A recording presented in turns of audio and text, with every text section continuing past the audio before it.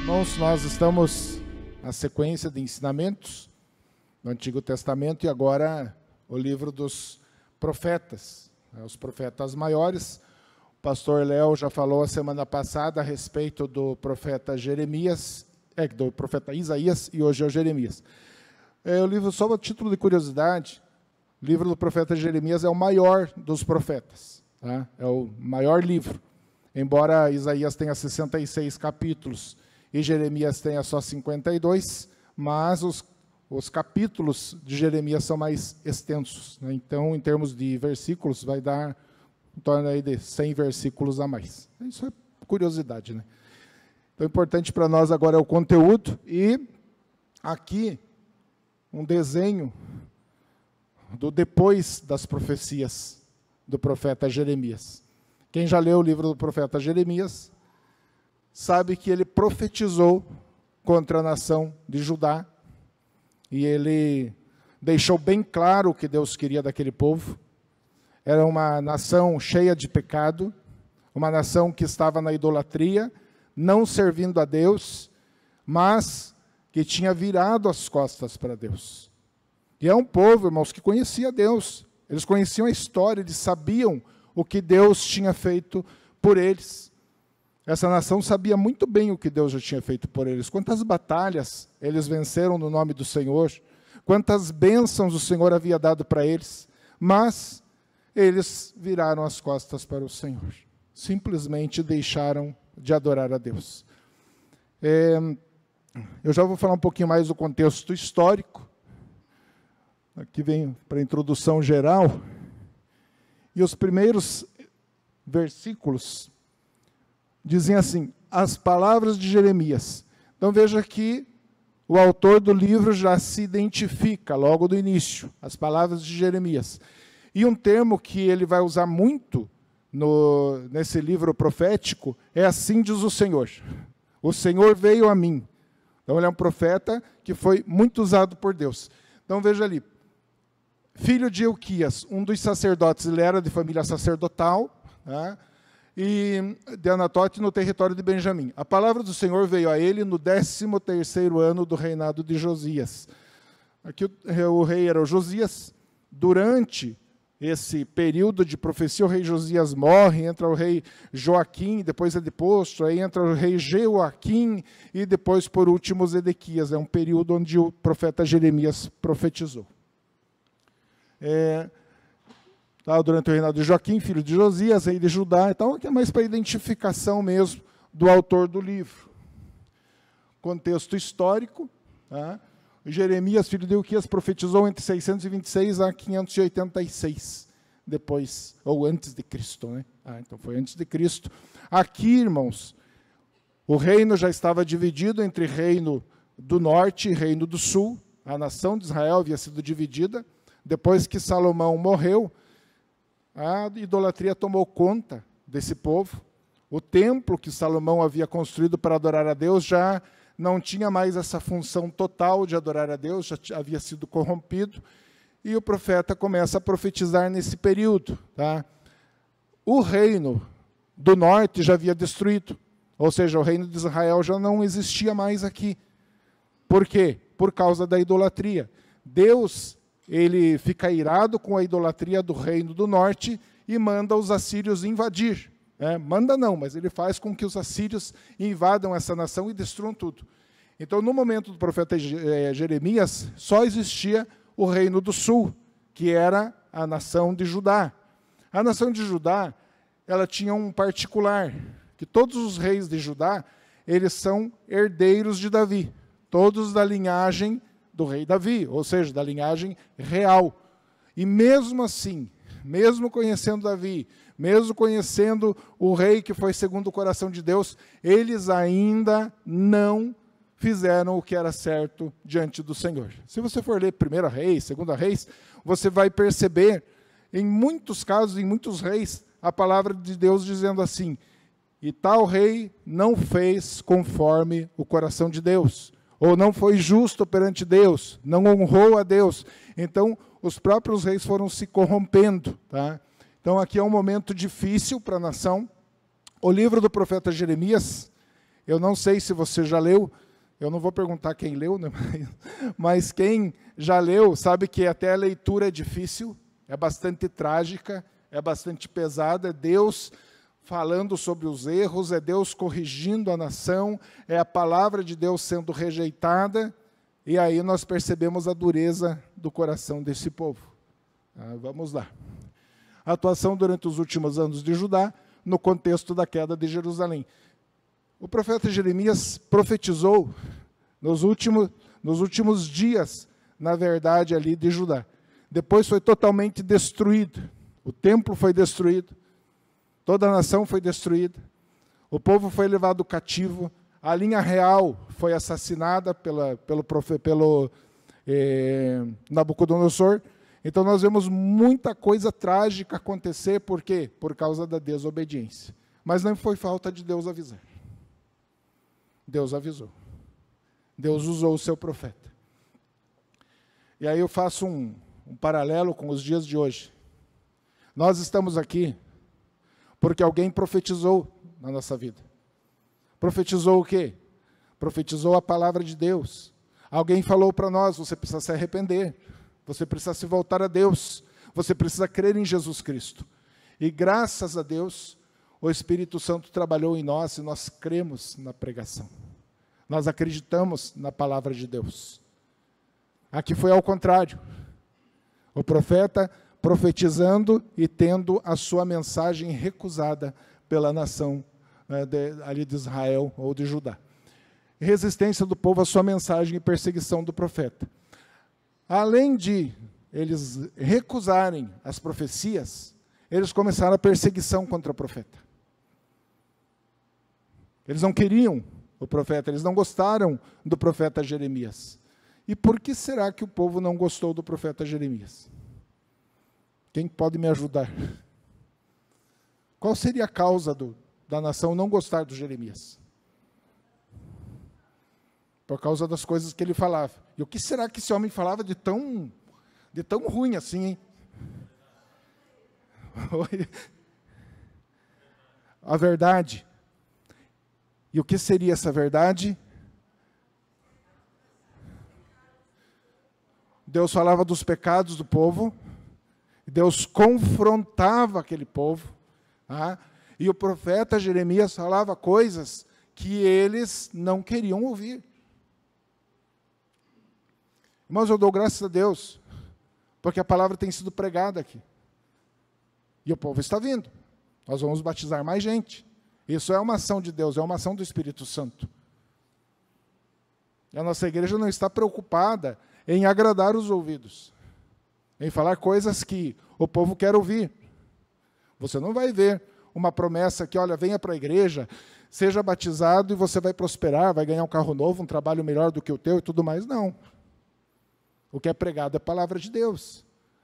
E o profeta Jeremias, ele falou coisas que iam totalmente contra o que o povo estava fazendo. Irmãos, eu não citei esse versículo, não dá, porque hoje é um estudo panorâmico, mas existe um momento que eles começam a adorar uma tal de rainha dos céus. Lá no profeta Jeremias. Adoração à rainha dos céus.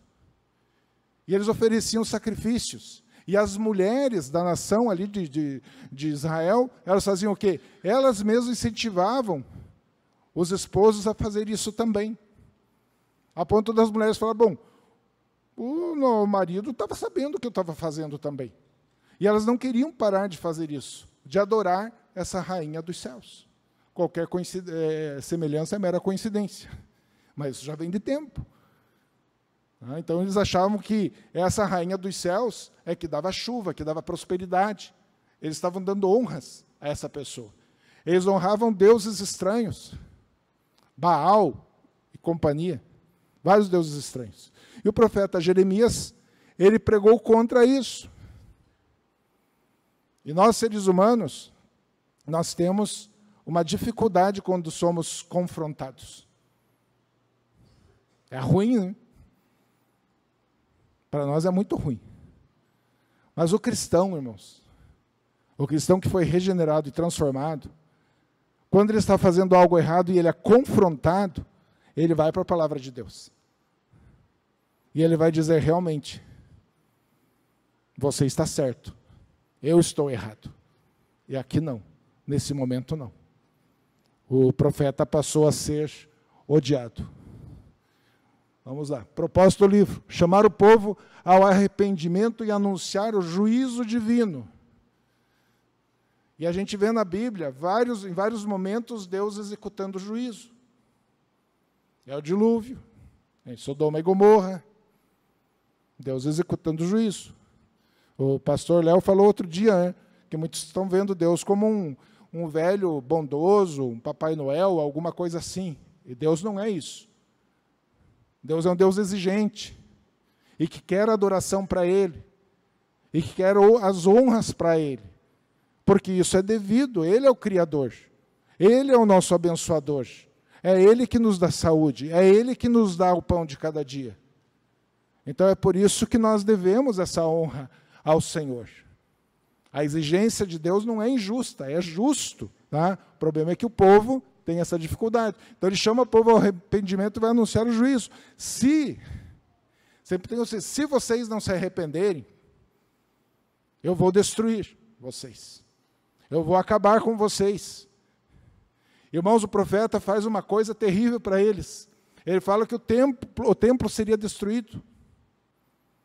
O templo de Salomão seria destruído. E veja bem, o templo ficava ali no meio da cidade, de Jerusalém. E mexer no templo deles era algo terrível, porque era motivo de orgulho religioso.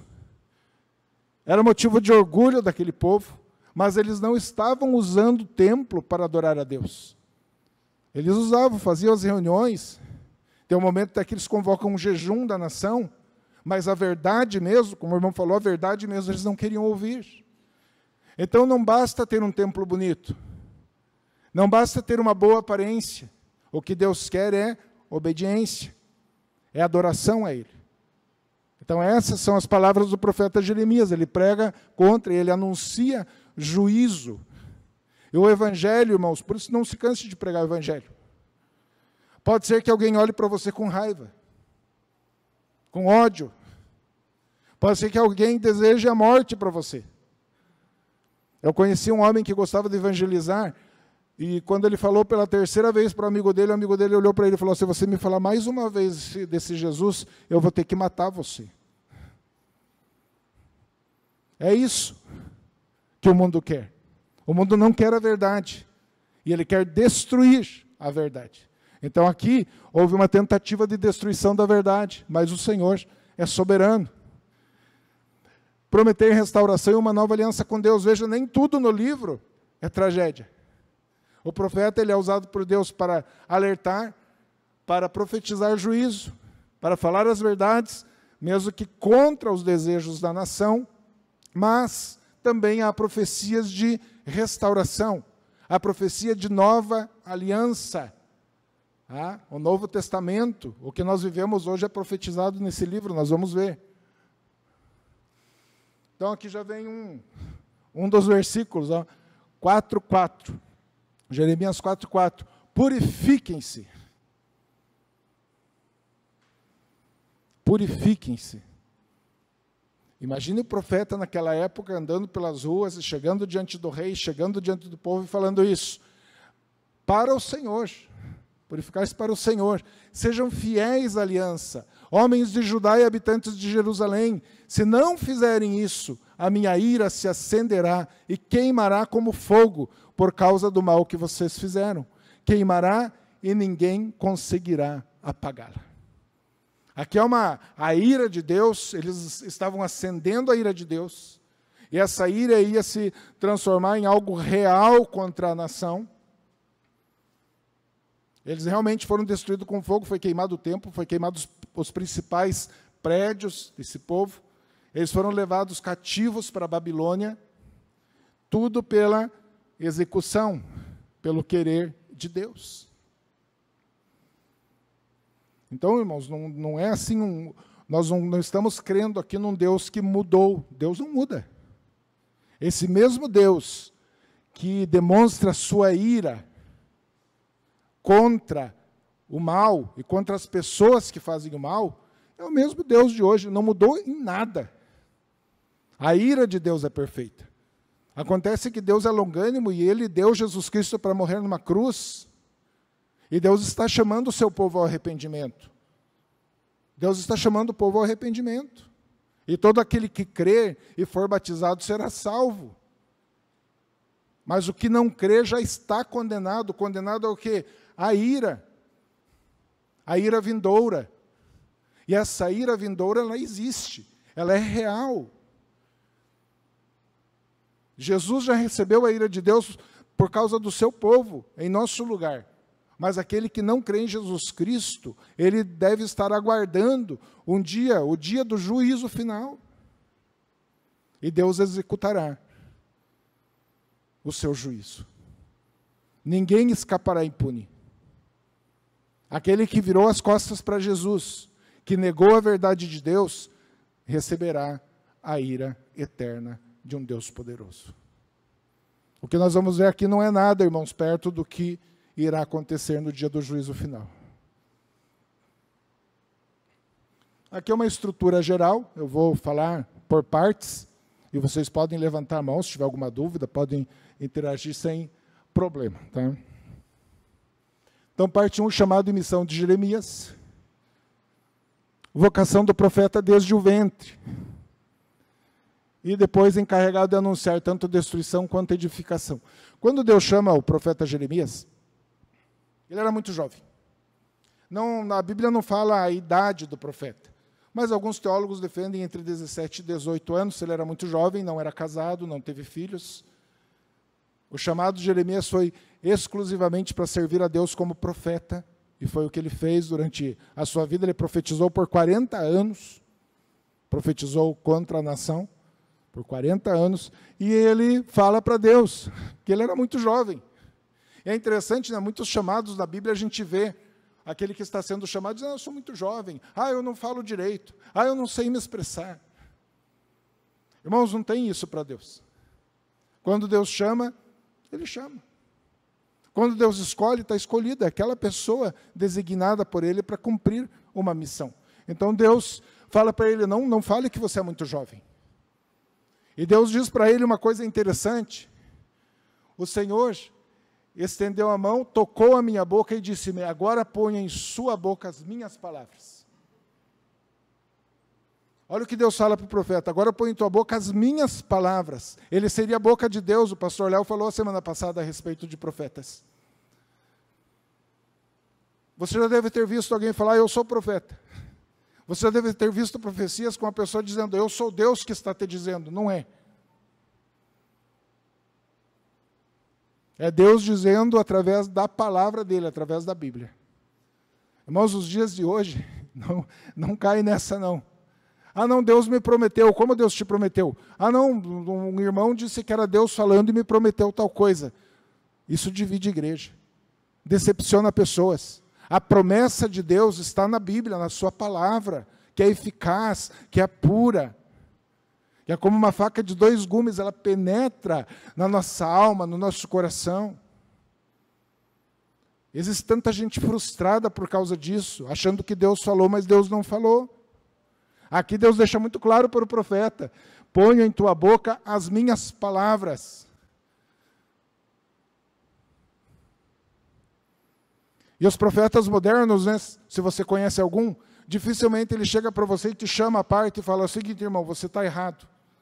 Você está numa vida de pecado, você precisa se arrepender. O profeta moderno, ele chama você para profetizar bênção. Que está tudo bem. Teve um irmão um dia que chegou para mim e falou que um profeta chegou e chamou ele e disse: olha, eu sou Deus que está te falando, eu estou muito contente com você. Eu falei: fuja disso. Fuja disso.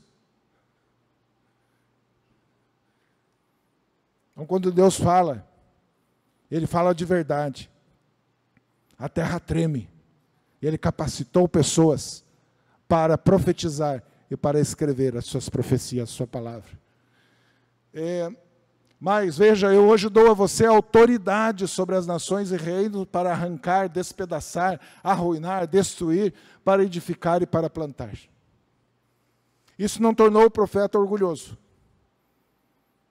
Isso não tornou o profeta arrogante, pelo contrário, ele foi muito humilde. Ele fez somente o que Deus mandou ele fazer. Ele falou aquilo que Deus mandou ele falar. Foi esse o ministério do profeta Jeremias. Vamos em frente. Segunda parte, advertência ao povo de Judá. Denúncia de idolatria e infidelidade à aliança. O Evangelho denuncia a idolatria. Você vê, lá no passado, Deus já não se agradou com a idolatria. O Evangelho anuncia que existe um só Deus, um só Senhor. Não existe espaço para deuses, para intercessores. Existe um só Senhor. Um só Deus. E esse Deus, irmãos, ele não se agrada com a idolatria. Nunca se agradou. Sempre a idolatria foi um pecado gravíssimo. Por isso nós precisamos analisar, avaliar nossa vida. Porque a idolatria nem sempre é se prostrar diante de uma imagem de escultura. Muitas vezes a idolatria é amar a nós mesmos acima de Deus. Amor ao dinheiro, amor ao entretenimento, tem tantos amores, né? Então nós precisamos fazer uma avaliação do nosso coração. Vamos lá.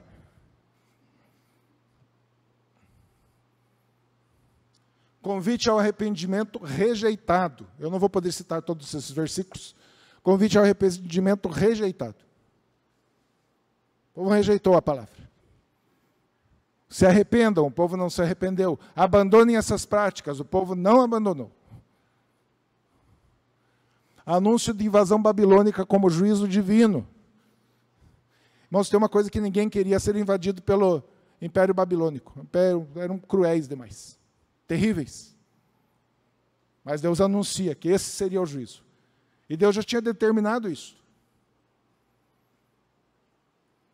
Deus já tinha determinado.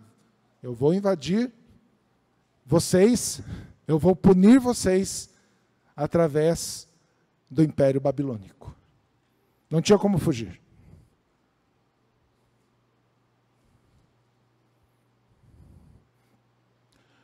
Mas vocês, aqui continua, né, ainda a advertência, agora o versículo, né, capítulo e versículo, mas vocês não me deram ouvidos e me provocaram a ira. Que coisa triste, né, irmãos? Deus, Criador de todas as coisas, o Senhor de tudo, Ele nos deu a vida. E bem antes da minha conversão, lá na minha adolescência, eu perguntava para que eu existo. E a palavra de Deus nos responde, nós existimos para a glória de Deus, para glorificar a Deus, para exaltar a Deus, para viver para Deus. E aqui o povo simplesmente provoca a ira de Deus, por quê? Porque eles não deram ouvidos. Os ídolos que vocês fizeram, trazendo desgraça sobre si mesmos, declara o Senhor. Eles mesmos fizeram os ídolos. Continua sendo assim. Sempre é citado, vejo os irmãos aqui citando, João Calvino, quando João Calvino ele descreve o coração humano como uma fábrica de ídolos. Por isso é importante, irmãos, nós congregarmos, para ouvirmos a palavra de Deus, para nos fortalecermos, para nós não pensarmos que somos bons ou que somos fortes, que o nosso coração é enganoso, o nosso coração é terrível. Então Deus está aqui, reclamando com eles, vocês fizeram os ídolos de vocês para cultuar. Em Romanos capítulo 1 fala sobre isso, porque o homem, ele fez imagens, escultura de animais, que estão sob a terra ou no mar, e também imagens de si mesmo, para adorar muito mais que a Deus. Por isso Deus os entregou às suas próprias paixões. A gente às vezes se escandaliza com esse mundo, né? Tantos problemas, tão contra Deus, prostituição, drogas, homossexualismo, tantas coisas assim. Mas foi porque Deus os entregou às suas próprias paixões. E a única cura para isso é o se voltar a Deus.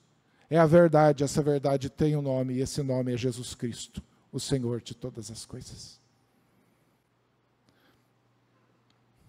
Portanto, assim diz o Senhor dos Exércitos, visto que vocês não ouviram as minhas palavras, sumiu aqui. Deu problema aqui. Se você puder, aí convocarei todos os povos do norte e o meu servo Nabucodonosor, rei da Babilônia, declara o Senhor, e os trarei para atacar essa terra, os seus habitantes e todas as nações do redor. Eu os destruirei completamente e os farei um objeto de pavor e de zombaria e uma ruína permanente. Deus cumpriu isso? Cumpriu. Se você for analisar a história, irmãos, o último rei, o Zedequias, que é descrito aqui no profeta Jeremias, o último rei, o Zedequias, foi o último rei, de fato, da linhagem de Davi, foi o último rei de Israel. Depois dele vieram alguns administradores, colocados pelos impérios que dominavam essa nação. Não houve mais rei, não houve mais soberania. Depois, quando a nação de Israel é liberta, eles estão mais livres, eles vivem como nação, eles se reúnem.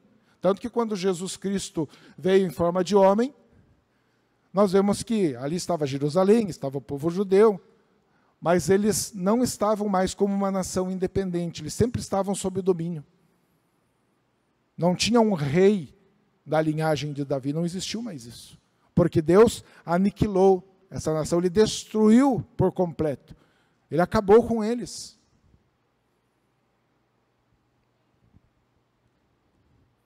Isso é triste, é a história, o como aconteceu tudo isso. Você conhece o cantor Sérgio Lopes? Quem conhece? Ele tem o Lamento de Israel, é uma música muito bonita que fala sobre isso. Mas eu não vou cantar, irmãos, não se preocupe. Não é o meu, não. Né? Tá. Conflitos de Jeremias e oposição, prisões, perseguições, humilhações sofridas por Jeremias. Irmãos, eu acho interessante porque Deus fala para Jeremias, não temas, Jeremias, eu estou com você, eu vou proteger você. Deus só não deixou o profeta Jeremias morrer, irmãos. Assassinado, né?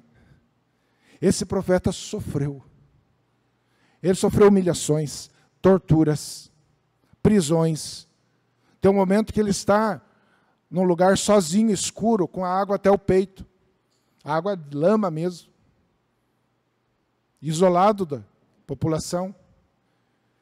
Tem um momento que ele reclama para Deus, e fala, Deus, ele faz igual Jó, Deus, eu amaldiçoo o dia que eu nasci, eu não queria nem ter nascido. É fraqueza, irmãos, do profeta. Como seres humanos, nós temos nossas fraquezas.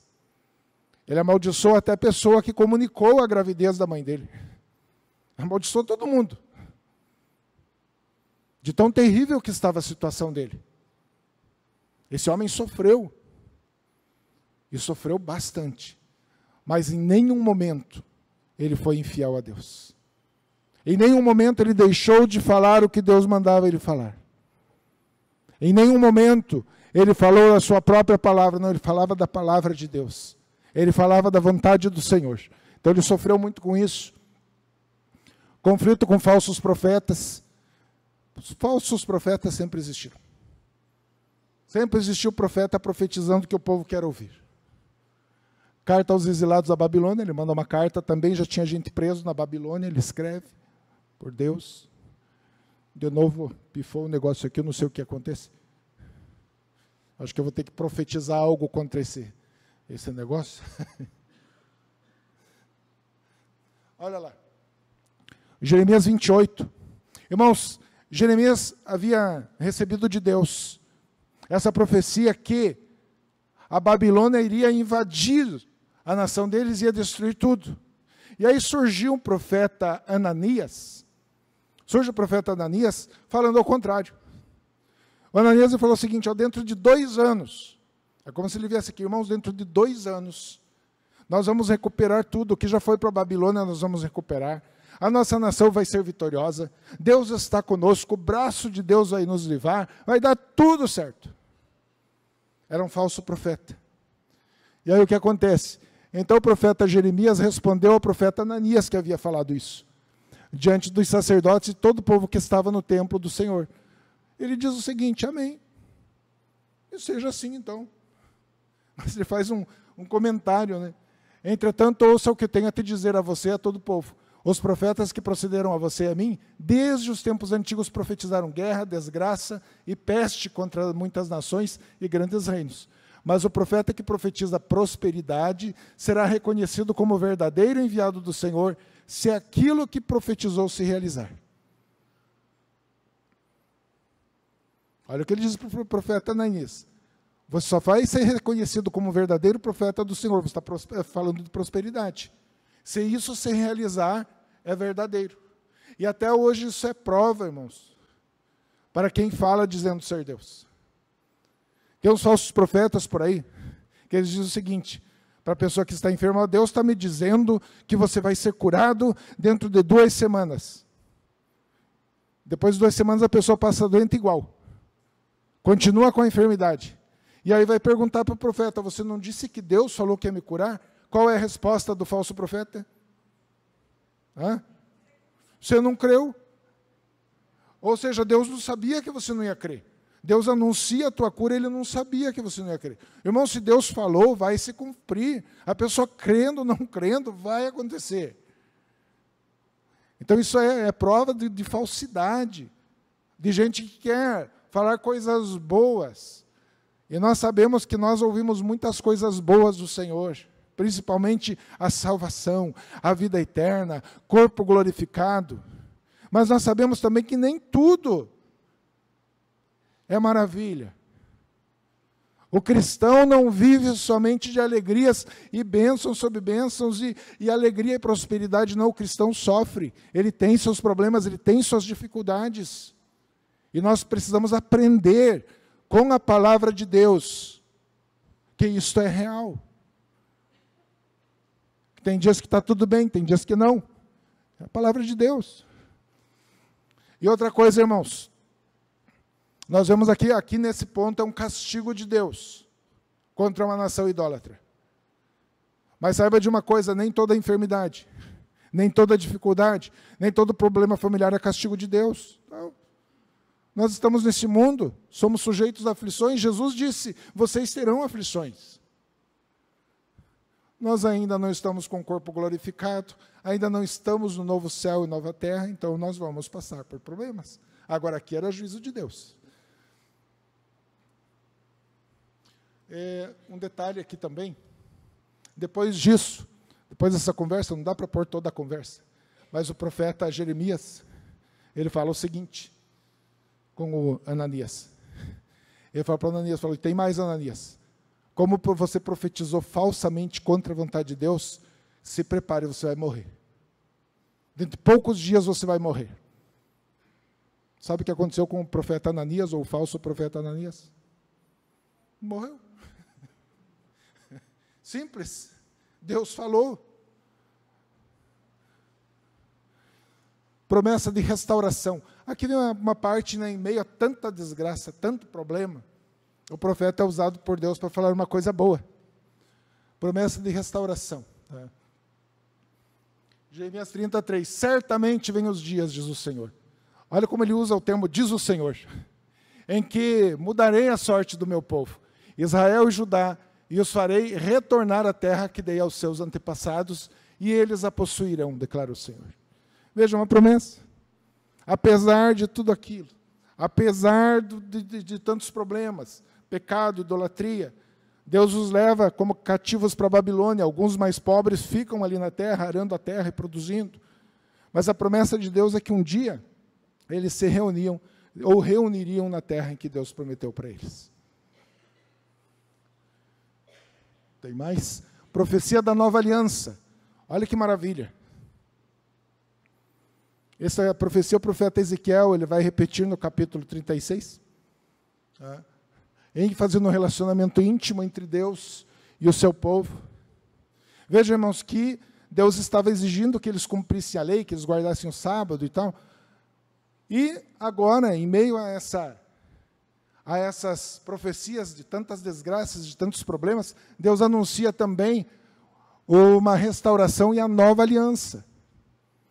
Jeremias 31, 33, olha o que Deus está falando. Esta é a aliança que farei com a comunidade de Israel depois daqueles dias, declara o Senhor. Porei a minha lei no íntimo deles e a escreverei nos seus corações. Serei o Deus deles e eles serão o meu povo.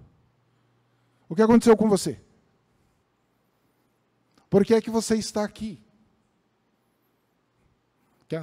Oi? Por causa disso. É promessa de Deus. Ele está dizendo, ó, eu vou escrever minha lei no coração de vocês. Eu vou mudar a vida de vocês. Aí alguém pode falar, mas calma aí, isso aqui não é só a nação de Israel? Irmãos, a igreja é chamada de Israel.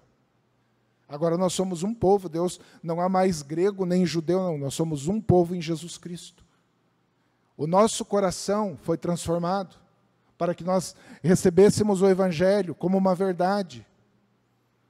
Talvez você tinha raiva do Evangelho. Talvez você odiou alguém que começou a evangelizar você. Mas hoje você está aqui aos pés de Cristo. Por causa de você, não. Por causa do Senhor, que disse que ia pôr a sua lei no íntimo do nosso coração.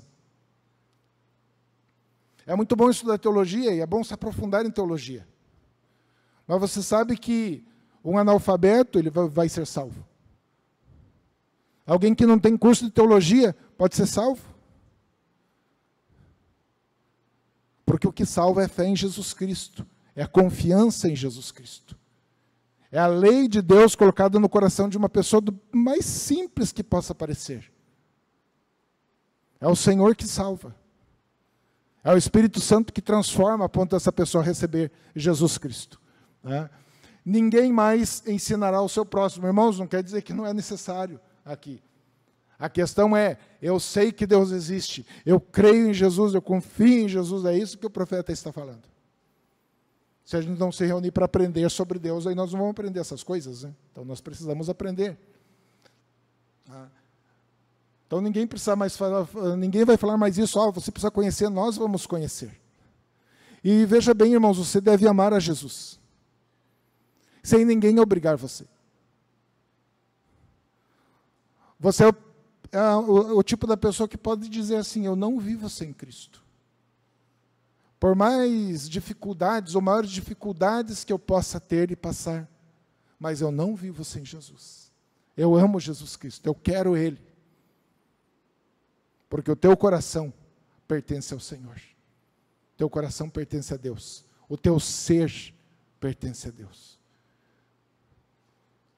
Ninguém precisa estar correndo atrás de você. Olha, vamos lá cultuar. Ei, irmão, vamos orar. Ô, irmão, vamos fazer tal coisa. Não. Você foi transformado por Deus e como cristão é um ser responsável agora e que adora a Deus, que ama o Senhor. Pode ser que algum se enfraqueça em algum momento e a igreja vai atrás e chama e a pessoa volta, né? Mas nós temos esse compromisso com Deus. Vamos lá. Agora continua o oráculo contra as nações. Aqui, irmãos, é uma parte bem grande, mas o que o profeta vai fazer? Em nome do Senhor. Ele vai falar sobre todas as nações da época e dizer, Deus vai acabar com vocês. Não vai sobrar uma nação idólatra inteira. Vamos lá. Julgamentos contra as nações vizinhas, incluindo a Babilônia. Veja como é que Deus é. Deus é justo. Ele usa a Babilônia para executar juízo contra Judá. Mas agora ele fala para o profeta, eu vou destruir até a Babilônia. Não vai sobrar a Babilônia. É uma nação que não me honra. É uma nação que não acredita nas minhas palavras.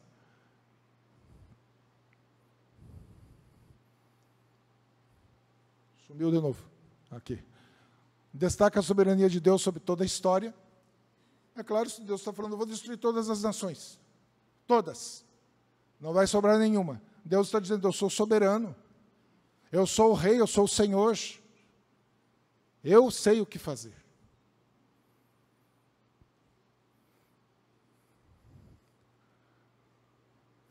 Aqui só Esta é a mensagem do Senhor que veio ao profeta Jeremias acerca das nações. Ali é só o versículo, daí eu coloquei as nações que ele profetiza contra. Então, são várias nações da época e que Deus haveria de destruí-las. Queda de Jerusalém. Relato histórico da destruição. Irmãos, aqui é bastante triste, porque vem uma parte na palavra onde Deus está fazendo algo muito terrível contra essa nação e contra o rei também. Então, no 9º ano do reinado de Zedequias, foi um péssimo rei, um rei idólatra, desobediente. No 10º mês de Nabucodonosor, rei da Babilônia, marchou contra Jerusalém com todo o seu exército, e acamparam fora da cidade e construíram torres de assalto ao redor delas. Nabucodonosor, ele marcha com seu exército, e eles sitiam Jerusalém. Fica perto de 2 anos, mais ou menos, sitiado. O que significa isso? Ninguém entra, ninguém sai. Não entra comida, nada. Agora eles iam sofrer, e sofrer bastante. Imagine Foz do Iguaçu, né? De repente fecha tudo. Fecha Paraguai, fronteira com a Argentina, tudo. Não entra comida, não entra defensivos, não entra remédio, nada. Nessa época foi bem pior. A cidade ficou sob cerco até o 11º ano do rei Zedequias. Período de aproximadamente 2 anos. A cidade fechada. Eles faziam isso, era costume. Desestabilizavam os guerreiros, porque passavam fome. O povo passava fome, o rei passava fome, as crianças passaram fome. Ao chegar o 9º dia do 4º mês, a fome era tão severa que não havia comida para o povo. Não havia comida.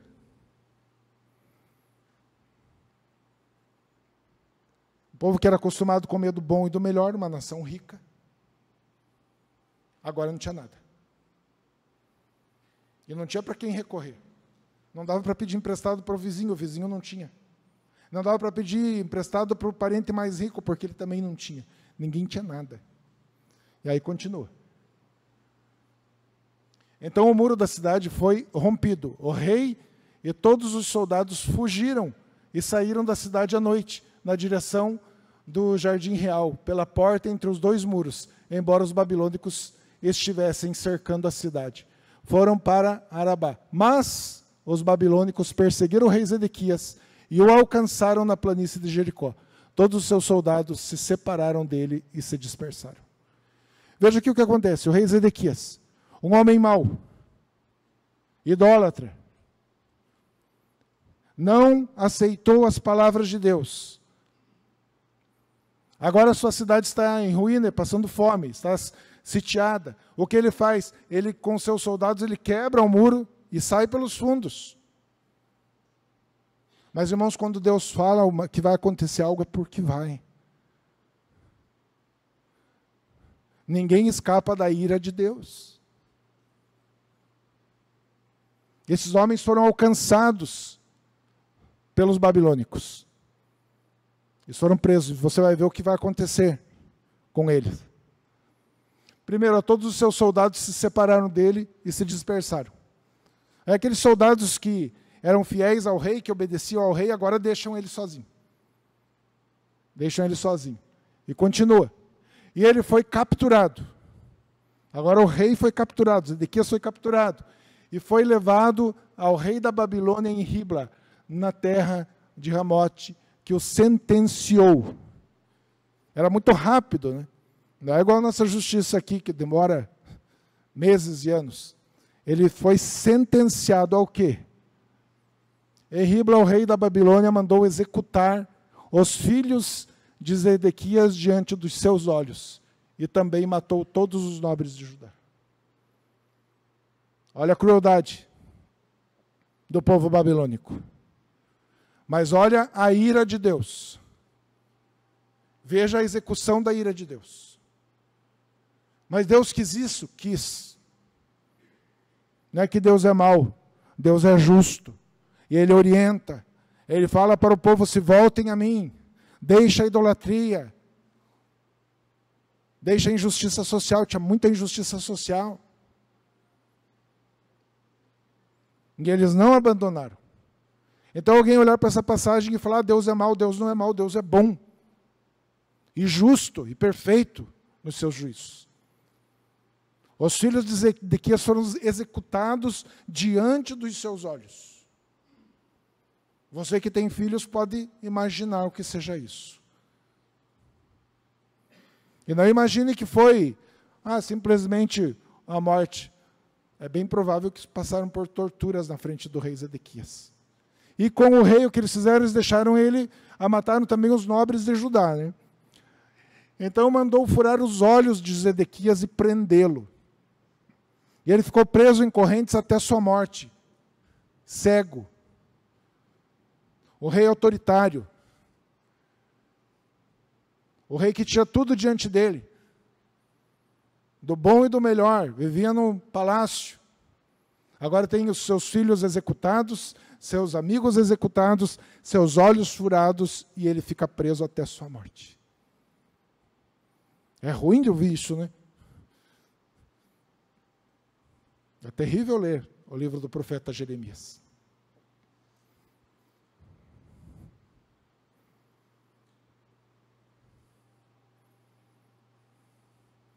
Juízo e justiça divina. Deus, agora os temas principais, né?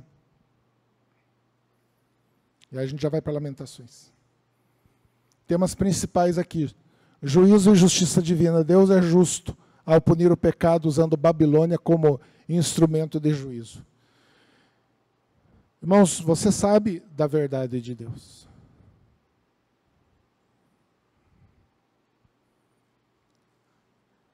Existem jargões modernos, né? Você já ouviu falar com certeza, né? Aquela frase, Deus, Ele odeia o pecado e ama o pecador. Me diga uma coisa, Deus amou o rei Zedequias? Deus falou para o Zedequias, Zedequias, eu não gostei do que você fez. Eu não gostei da idolatria, eu não gostei da injustiça social, não gostei do teu autoritarismo, eu não gostei porque você não deu ouvidos às minhas palavras. Então eu separo o pecado e jogo o pecado na fornalha e deixo você vivo. Irmãos, não é assim. A ira de Deus é contra o pecado e contra o pecador. É ruim ouvir isso, né? Como era ruim ouvir o profeta Jeremias falando, anunciando destruição. Deus ama no sentido geral, Ele ama a sua criação. Jesus é um amor em pessoa. Mas, irmãos, a justiça de Deus não vai deixar livre da condenação aquele que não creu em Jesus Cristo. Não há outro meio pelo qual nós devamos ser salvos. Somente Jesus Cristo, o Senhor. Não há outro meio. Caso contrário, vai ser experimentada essa ira do Senhor. Deus é justo ao punir o pecado. Tudo bem, usou a Babilônia. Arrependimento e volta para Deus. Jeremias exorta o povo para abandonar a idolatria e retornar a Deus. Irmãos, quando nós lemos um livro, nós não podemos ficar só lá, no passado. Nós precisamos olhar para o nosso coração, para a nossa vida. Nós precisamos pegar essa palavra e comer essa palavra, deixar ela no nosso coração. Às vezes nós estamos tão distantes de Deus como estava a nação de Judá. Às vezes nós somos religiosos, formais. Eu sou um bom crente, vou na escola bíblica, eu vou no culto à noite. Mas, irmãos, Deus quer mais de nós. Ele quer uma vida para Ele. Uma vida que o glorifique.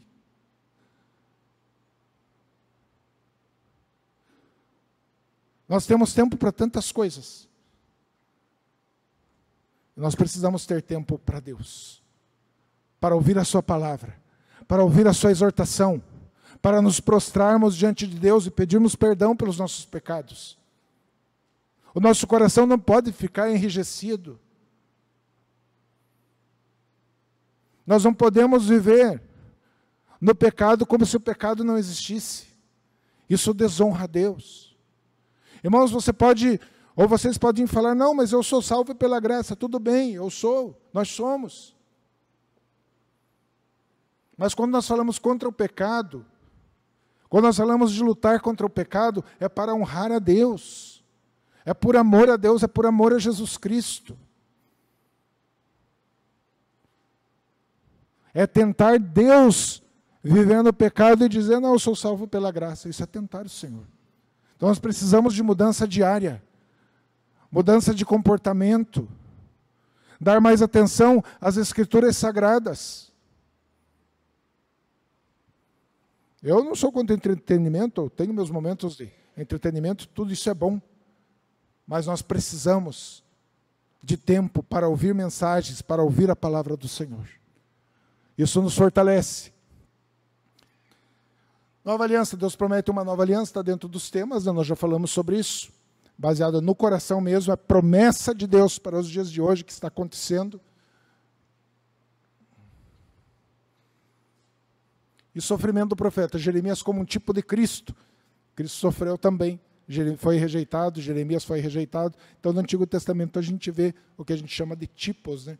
Claro que ele não foi um Cristo, né? Ele teve seus pecados, seus problemas, mas ele é um tipo, por quê? Porque ele anunciou as verdades de Deus e foi rejeitado. Opa, só que eu pulei um. Não voltou mais. Relevância teológica e aplicação. Você que gosta de uma mensagem toda assim, bem, né? Que é mensagem, tópicos, aplicação. aí fica assim.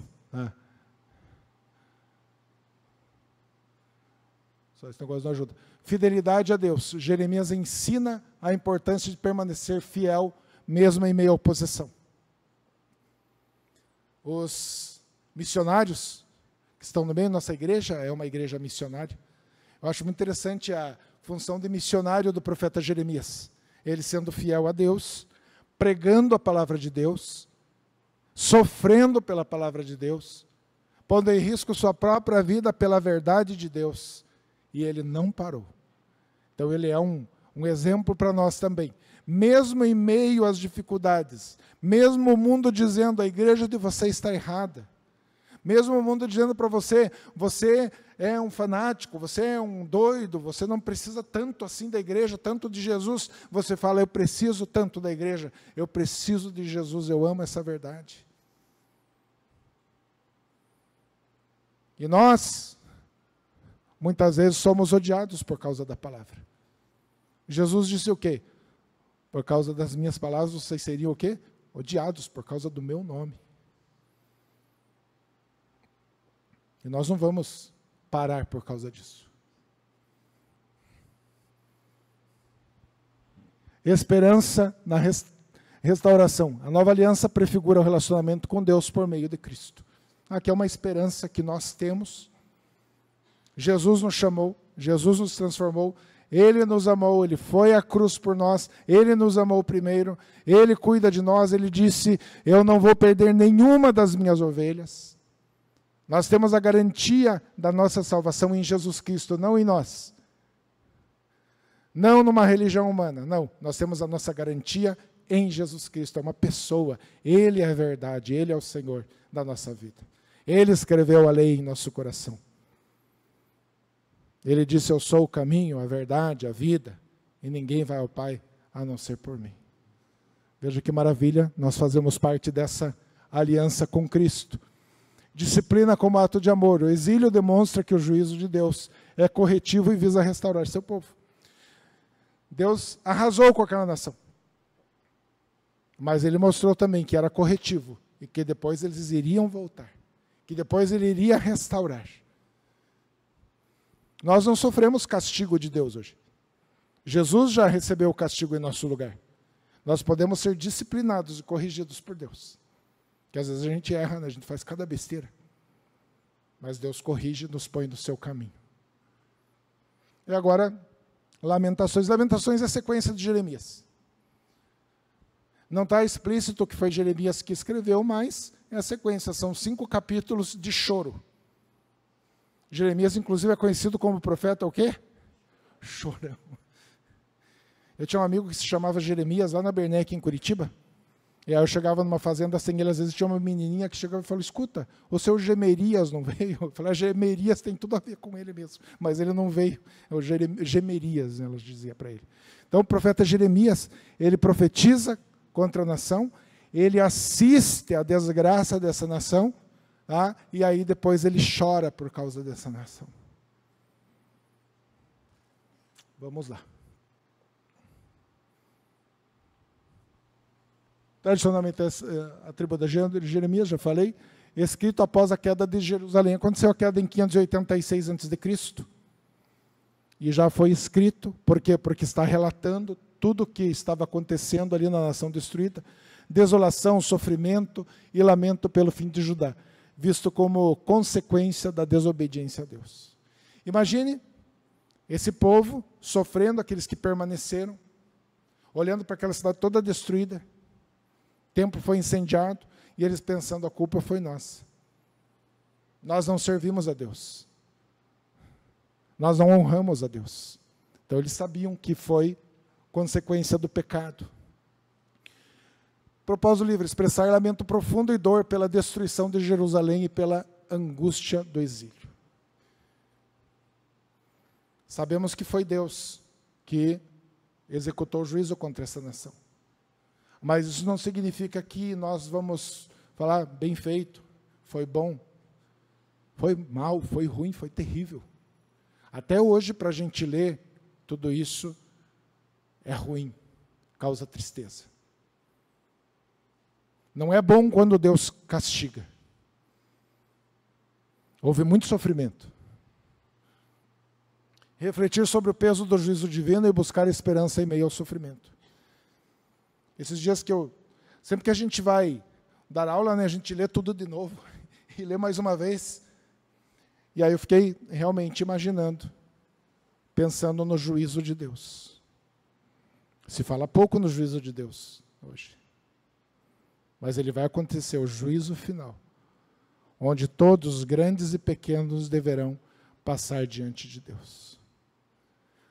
Nós, como cristãos, temos um advogado junto a Deus. Então, não há nenhuma acusação contra os escolhidos de Deus. O cristão, quando passar diante do trono branco, ele está livre de qualquer tipo de acusação. Não porque ele não fez nada, não porque ele é bom, mas é porque Deus o justificou através de Jesus Cristo. Mas, irmãos, quem não tiver Jesus, vai passar diante do trono branco, e ali vão aparecer todas as acusações contra essa pessoa. Tudo que ela fez de errado. Haverá uma condenação contra aquele que não se dobrou diante de Jesus Cristo. Isso vai acontecer. Vai ser triste, mas vai acontecer. Estrutura e conteúdo do livro. Lamentações é composto por 5 capítulos, organizados em 5 poemas. Ele foi escrito como um poema. Se você ler com atenção, você vai perceber a linguagem poética desse livro. E ele é feito em forma de acróstico, ou seja, como o pastor Léo já falou, são letras do alfabeto, né, numa sequência e início de cada capítulo. Tá? É como se você pegar o teu nome, né, ou pega o nome da tua esposa ou da tua namorada, escreve ele assim, de cima para baixo, e cada letra você escreve uma coisa bonita, mais ou menos isso. Tá? O senhor fez isso? Nunca fez, tá? Mas pode fazer. Tá? Só para exercício. Então vamos lá. Descrição de Jerusalém como uma viúva solitária e devastada.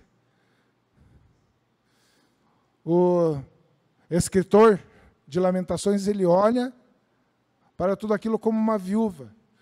E Deus era tido como esposo de Jerusalém. Deus abandonou Jerusalém. Ele entregou ao Império Babilônico. Então ele descreve aqui Jerusalém como uma viúva, acabada, desolada, sem esperança. O contexto de viúva na época era bem diferente do de hoje. A mulher que perdia o marido, ela estava condenada à fome, à falta de proteção, a uma série de dificuldades. Então ele compara essa cidade destruída a uma viúva. Lamento pelo abandono e humilhação da cidade. Humilhação da cidade, foi humilhada. Jerusalém, que venceu tantas batalhas, era tão rica, agora está humilhada.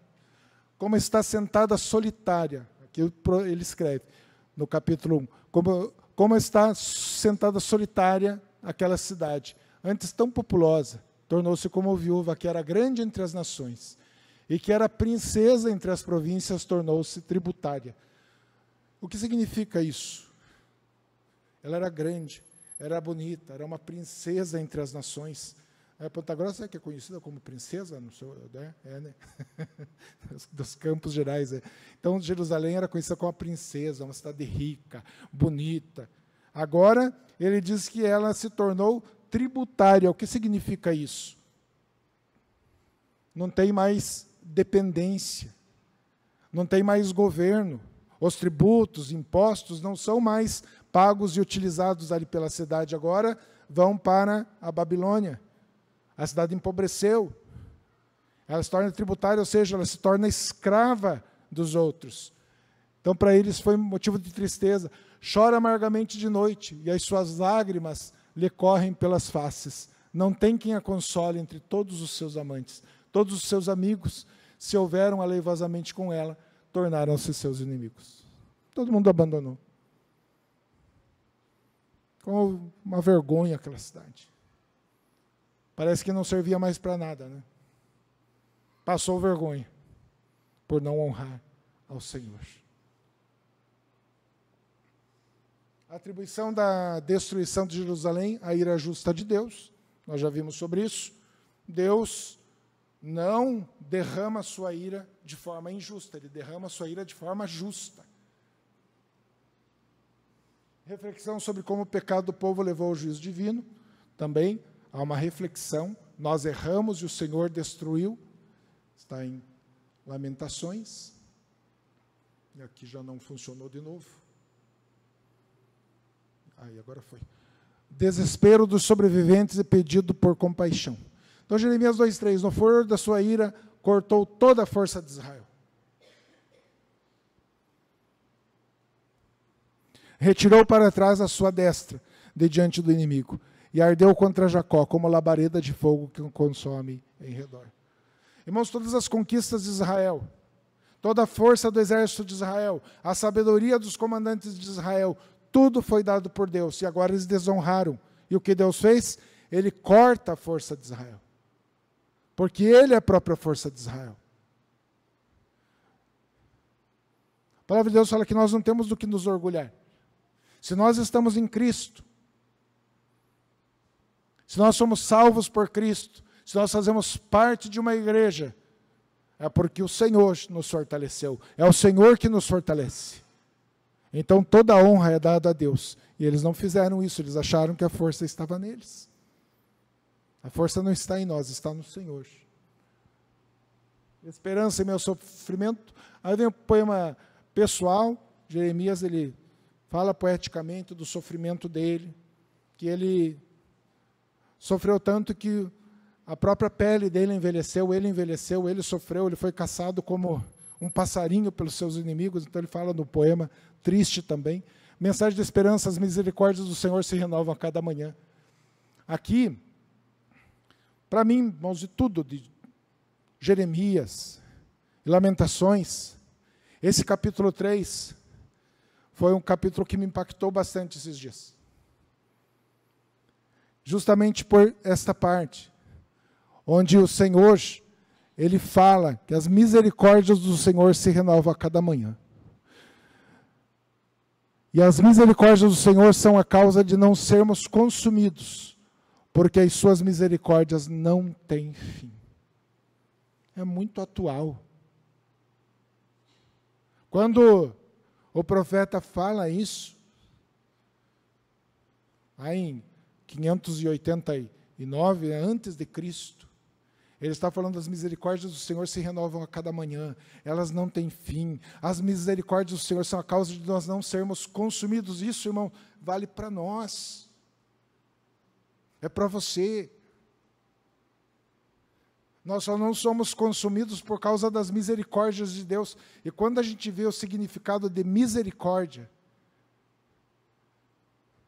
é Deus não dar a nós aquilo que nós merecemos. Isso é misericórdia. Nós falamos, somos bastante repetitivos nisso.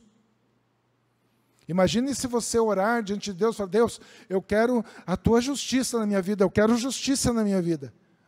Aí Deus consome você. Agora, quando nós falamos: Deus, eu quero misericórdia. Minha esposa fala: nossa, o dom e o atributo de Deus, que eu acho tão lindo, tão maravilhoso, é a misericórdia de Deus. Por quê, irmãos? Porque nós vivemos pela misericórdia de Deus. Nós vivemos pela graça, favor não merecido. Isso é muito maravilhoso. Nós pecamos, nós somos bons em pecar, e Deus não nos consome. Tem dias que nós esquecemos de Deus e Deus não nos consome. Tem dias que nós levantamos irados. Tem dias que nós falamos coisas que não devemos falar. Fazemos coisas que não devemos fazer e não somos consumidos. Por quê? Porque as misericórdias do Senhor se renovam a cada manhã. E as misericórdias do Senhor são a causa de nós não sermos consumidos. E pela misericórdia do Senhor, Ele enviou o seu único Filho para morrer numa cruz e receber o castigo em nosso lugar. Vamos lá. A língua do que mama fica... Aqui, irmãos, quando ele descreve as desgraças, a situação em que estava essa nação.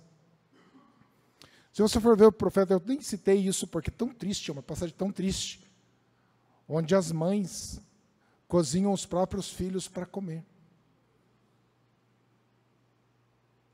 Palavra de Deus mostrando isso. A fome foi tanta, a destruição foi tamanha, que as mães, na sua fome, e vendo que os seus filhos estavam morrendo, elas acabavam comendo seus próprios filhos.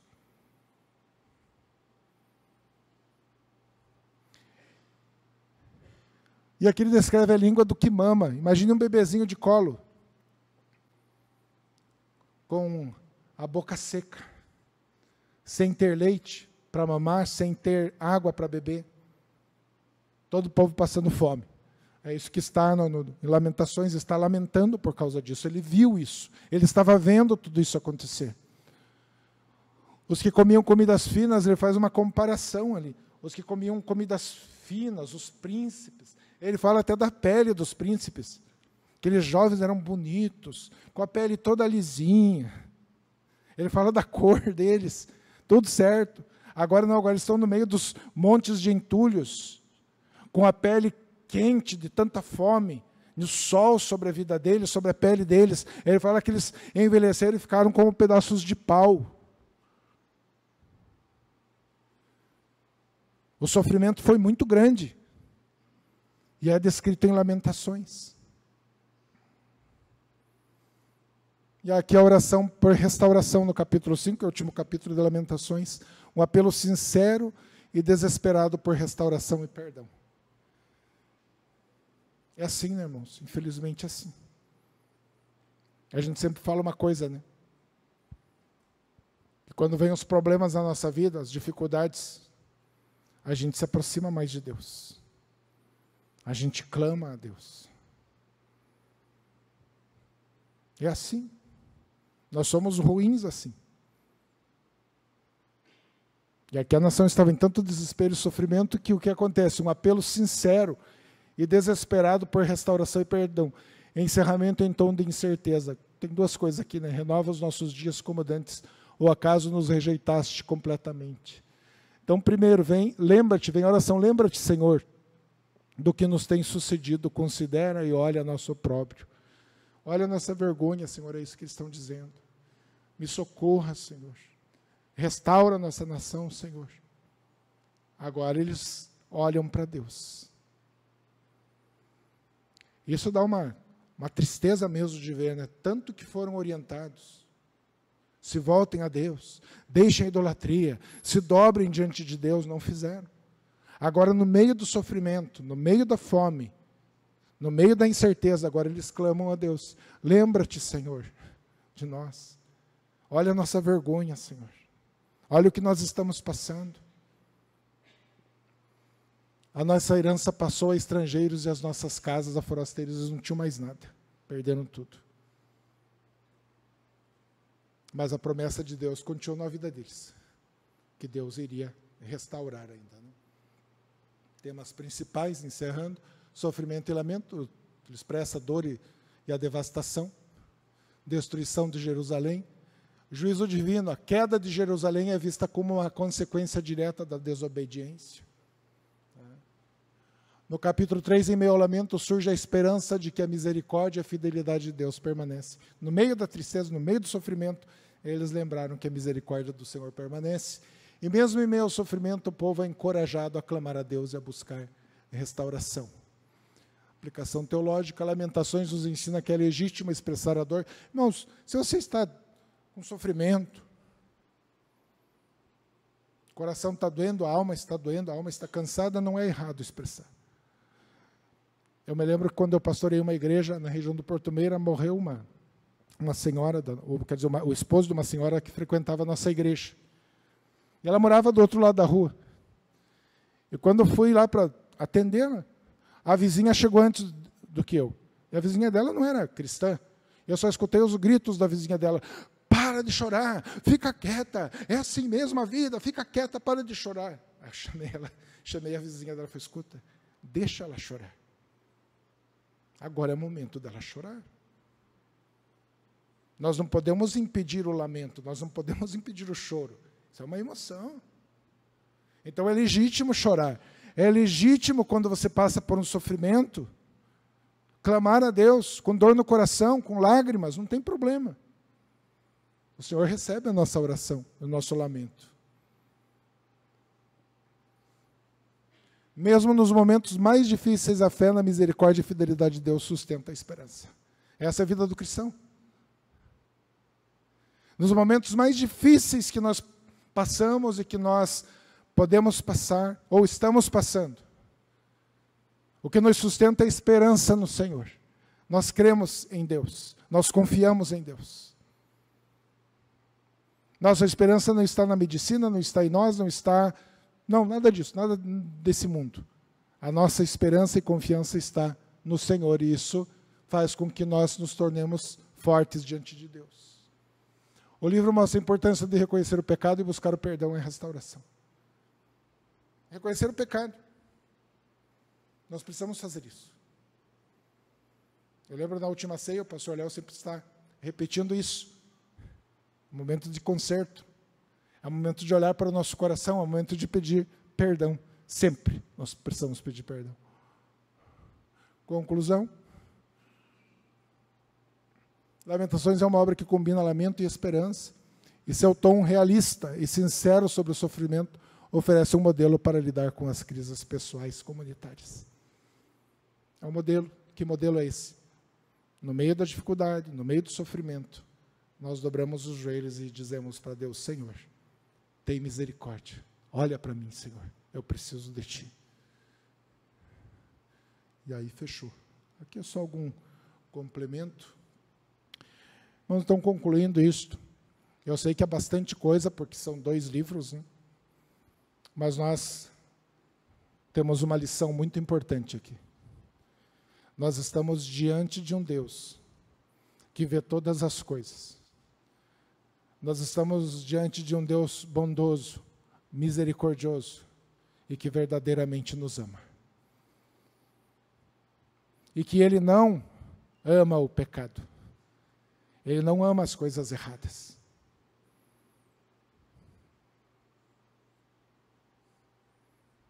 E Ele exige de nós uma coisa, que nós creiamos na Sua palavra. De tudo o que nós vimos, eu não pus um versículo ali, e que me deixou impressionado, e uma vez eu preguei sobre isso. Quando o rei Joaquim, ele pega o rolo escrito, como se fosse um livro escrito por Jeremias, e os seus súditos leem perante ele, e falam, isso aqui é a palavra de Deus.